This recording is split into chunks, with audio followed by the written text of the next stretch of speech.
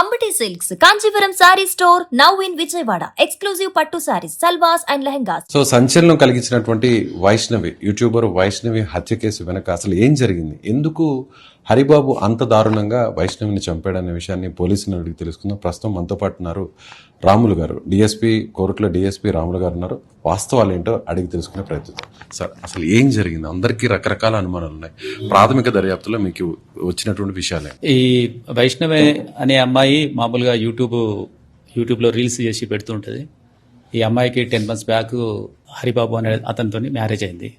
Marriage అది కూడా love marriage అయింది. ఈ సేమ్ క్యాస్ట్ వాళ్ళది అయినప్పటికీ కూడా లవ్ మ్యారేజ్ అయింది. లవ్ మ్యారేజ్ అయిన తర్వాత వాళ్ళ పేరెంట్స్కి ఇట్లా ఒప్పుకోలేదు అబ్బాయి వాళ్ళ పేరెంట్స్. అంటే వేరే దగ్గర అయితే కట్నం వచ్చేది, నువ్వు కట్నం లేకుండా పెళ్లి చేసుకున్నావు అనే దాంట్లో ఆ అమ్మాయిని యాక్సెప్ట్ చేయలేదు. వాళ్ళు చేయకుండా వాళ్ళు పోయి వేరే టెంపుల్ దగ్గర మ్యారేజ్ చేసుకున్నారు. మ్యారేజ్ చేసుకున్నప్పుడు అప్పటి నుంచి వాళ్ళ పేరెంట్స్, అబ్బాయి వాళ్ళ పేరెంట్స్ వాళ్ళు ఇంట్రెస్ట్లో లేరు. ఈ అబ్బాయికి కట్నం తీసుకురాలేదు, వేరే దగ్గర అయితే కట్నం వచ్చేదని ఆయనకు చెప్పడం వల్ల ఈయన వచ్చి వీళ్ళని కూడా హరాస్మెంట్ చేసేది డబ్బుల గురించి, కట్నం కావాలని లవ్ మ్యారేజ్ చేసుకున్నప్పటికీ. అందులో భాగంగా వాళ్ళు సరేలే మేము మ్యారేజ్ అయినప్పటికీ కూడా మేము కొంత ఇస్తామని 2 గుంటలు 5 లక్షలు పెట్టి కొనిచ్చిండ్రు వాళ్ళ మాదాపూర్లో. అప్పటి నుంచి ఈ అబ్బాయి మ్యారేజ్ చేసుకున్నప్పటి నుంచి కూడా ఈ అమ్మాయి దగ్గరే ఉంటుండు, వైష్ణవి దగ్గరనే. ఆ వైష్ణవి దగ్గర వండుకుంటూ తన ప్రైవేట్లో ఏదో జాబ్ చేస్తున్నాడు.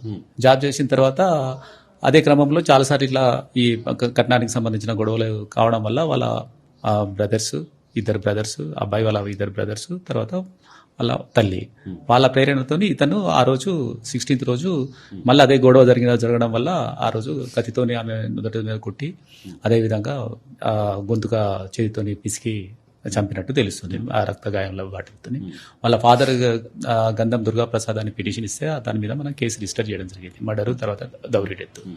దానికి సంబంధించిన దాంట్లో ఇన్వెస్టిగేషన్ జరుగుతుంది. సీన్ ఆఫ్ అఫెన్స్ లో అక్కడ యూజ్ చేసినటువంటి వెపన్స్, సర్జికల్ బ్లేడ్స్ అవి తీసుకొచ్చారని రకరకాలుగా ఉంటాయి. కానీ అక్కడ ఉన్నటువంటి ఆ నైఫ్ తోనే అటాక్ చేయడం జరిగిందా, లేదంటే ఊపిరి ఆడకుండా గొంతు నుంచి? మామూలుగా వాళ్ళ కిచెన్ లో ఉపయోగించే మామూలుగా కత్తితోనే, నైఫ్ తోనే వాళ్ళు అటెంప్ట్ చంపినట్టు తెలుస్తుంది. ఇక్కడ ఆ గాయము, చేతి మీద ఉన్న గాయాలు వాటితోనే జరిగినట్టు తెలుస్తుంది. అదేవిధంగా గొంతుకు కూడా పిసకడం కూడా జరిగింది. అంటే బ్లడ్ ఉంది, ప్లస్ ఇక్కడ కూడా ఈ నెయిల్ మార్క్స్ ఉన్నాయి. ఆ రకంగా చంపేది. అతను ఎలా సార్, లొంగిపోయాడా లేదంటే మీరు అతను అరెస్ట్ చేశారా? ఎట్లా, ఎవరెవరిని ఇప్పటి వరకు అరెస్ట్ చేయడం జరిగింది? వాళ్ళ తల్లిదండ్రుల ప్రమేయం కూడా ఉంది అనేటి వారు చేస్తున్నటువంటి ఆరోపణ. అవును, వాటికి సంబంధించిన ఇన్వెస్టిగేషన్ లో తేలుతుంది. ఫస్ట్ ఆఫ్ ఆల్ అయితే ఇతనికి సంబంధించి అరెస్ట్ చేయడానికి మేము ప్రయత్నం చేస్తున్నాం. మా టీమ్స్ అన్ని తిరుగుతున్నాయి. సో ముఖ్యంగా అక్కడ ఊర్లో ఉన్న పరిస్థితులు కూడా చూస్తే ఇది పథకం ప్రకారం జరిగిందని తల్లిదండ్రులు ఆరోపిస్తున్నారు సార్.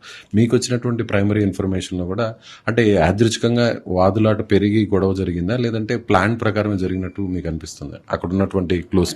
ప్రస్తుతానికైతే చనిపోయినట్టయితే తెలుస్తుంది, చంపినట్టయితే తెలుస్తుంది.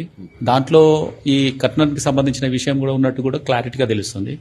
కానీ దాంట్లో ప్లాన్ ప్రకారం అన్ని చేసిందా అనేది ఇంకా మనకు అది ఎస్టాబ్లిష్ కాలేదు. ఇంకా ముందు ఫర్దర్ ఇన్వెస్టిగేషన్ లో మనకి ఎట్లా తెలితే అట్లా చేస్తాం. ఇంకొక ఇన్ఫర్మేషన్ కూడా అంటున్నారు తల్లిదండ్రులు, వాళ్ళ అనుమానం కూడా. సో అందులో మొత్తం 4 వచ్చారు, ఇంట్లో కూడా చొరబడి వచ్చి హత్య చేశారు అని అంటున్నారు. కానీ మీకు వచ్చినటువంటి ఆధారాలు కేవలం అతను మాత్రమే హత్య చేసినట్టుగా అర్థమవుతుంది. అంటే అది చాలా క్లారిటీగా దాంట్లో ఎస్టాబ్లిష్ అయింది. ఏంటంటే దాంట్లో అది వాళ్ళ ఇల్లు, ఇది అమ్మాయి వాళ్ళ ఇల్లు. పక్క రూమ్ లోనే వాళ్ళ అమ్మాయి వాళ్ళ పేరెంట్స్ ఉన్నారు 2 రూమ్లో. తర్వాత ఈమె ఉన్న రూమ్ వాళ్ళ పక్కనే రూము, వేరే ప్రెమిసెస్ కూడా ఒకటే ఇల్లు, ఒకటే ఇంట్లోనే రూమ్స్. సో వేరే వాళ్ళు రావడానికి ఛాన్సే లేదు అక్కడ, వేరే వాళ్ళు ఏమి రాలేదు. కాకపోతే వాళ్ళ ప్రేరణతోని, వాళ్ళ ప్రోద్బలంతో కట్నానికి సంబంధించిన దాంట్లో ఈయన మనసులో పెట్టుకుని చంపింటాడు. కానీ వేరే వాళ్ళు రావడం మాత్రం జరగలేదు. అంతేగాని వేరే ఇల్లీగల్ అఫైర్స్ కానీ అలాంటి రీజన్స్ అయితే ఏం కాదు మీకున్నటువంటి ఇన్ఫర్మేషన్? లేదు, ప్రస్తుతానికి ఆ రకంగా ఏం లేదు. కేవలం వరకట్నానికి సంబంధించి వాళ్ళ పేరెంట్స్ ఇష్టం లేదు కనుక వాళ్ళ పేరెంట్స్ కట్నం గురించి వేరే దగ్గర అయితే వచ్చేది అనేది ఎప్పటికీ చెప్పేది. ఇంతకుముందు కూడా వెళ్ళిపోయి అక్కడ కూడా గొడవ పడ్డారు, అది కూడా కొంత ఉంది. సో ఊరంతా కూడా పేరెంట్స్ కానీ అందరూ కూడా ఒక పెద్ద ఎత్తున డిమాండ్ చేస్తున్నారు సార్. పోలీసులు వెంటనే వాళ్ళకి సరైనటువంటి సెక్షన్స్లో కేసు నమోదు చేయాలి, ఒక రకంగా ఉరిశిక్ష పడేంత విధంగా కూడా పర్ఫెక్ట్గా చేయాలనేటువంటి ఒక డిమాండ్ మొత్తం ఓవరాల్గా వస్తుంది స్టేట్ వైడ్ అంతా కూడా.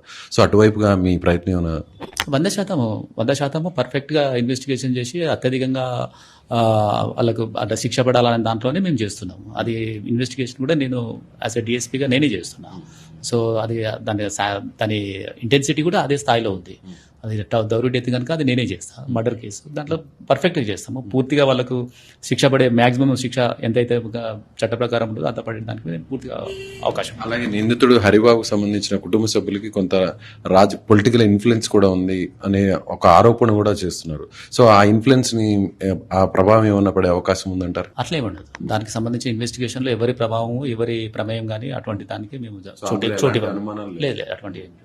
సో ఖచ్చితంగా బాధితులకు న్యాయం జరుగుతుందనే భరోసా అయితే మాత్రం పోలీసు వర్గాల నుంచి ఖచ్చితంగా 100%. దాంట్లో ఎటువంటి డౌట్ లేదు. దాంట్లో 100% మేము మా ఇంట్రెస్ట్ కూడా మేము ఇంకా ఎక్కువ చూపించి దాంట్లో మాక్సిమం, ఎందుకంటే ఒక అమ్మాయి చనిపోయింది వాస్తవం, చంపింది వాస్తవం.